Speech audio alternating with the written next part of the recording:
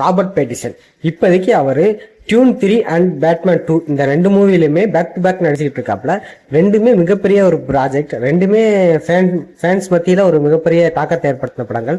So இப்போதைக்கு Batman 2க்கு ரொம்ப ரொம்ப அதிகமான ஃபேன்ஸ் வெயிட் பண்ணிட்டு இருக்காங்க. காரணம், பேட்மேன் 2 தனியா வருதுன்னு ஒரு பக்கம் ரூமர் போயிட்டு இருக்கு, இன்னொரு பக்கம் அது ஜேம்ஸ் கனோட யூனிவர்ஸ்ல தான் வரப்போகுது, அது பேட்மேன் 2லயே கன்ஃபார்ம் பண்ணிடுவாங்க அப்படிங்கிற மாதிரி வேற சொல்லிட்டு இருக்காங்க. இது வரைக்கும் ஜேம்ஸ் கனும் அவரோட யூனிவர்ஸ்ல வர பேட்மேன் யாருன்னு இது வரைக்கும் அஃபிஷியலா அனௌன்ஸ் பண்ணல.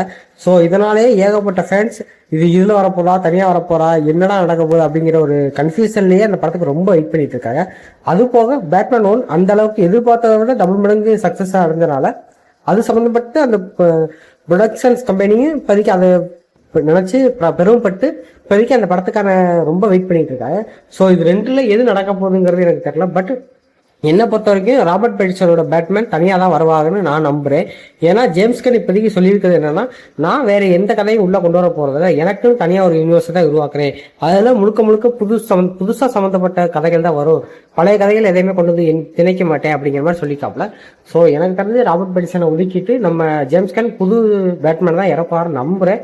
பட் என்ன விட நடக்கலாம், இதுவும் நடக்கலாம் அதுவும் நடக்கலாம். ஸோ ஜேம்ஸ்கனே நம்ம நம்ப முடியாது, ஏன்னா ஜேம்ஸ்கன் திடீர்னு இதை உள்ள கொண்டு வரலாம் அப்படிங்கிற ஒரு தாட்ஸ்ல கூட கொண்டு வரலாம். பட் நம்ம பேட்மேன் முழுக்க முழுக்க ஒரு டார்க்கான டோன்லேயே எடுத்துட்டாங்க பேட்மேன் 1 அப்படிங்கிறப்ப நம்ம சூப்பர்மேன் ஃபுல் அண்ட் ஃபுல் ஒரு கலர்ஃபுல்லான படமா எடுத்திருக்காரு.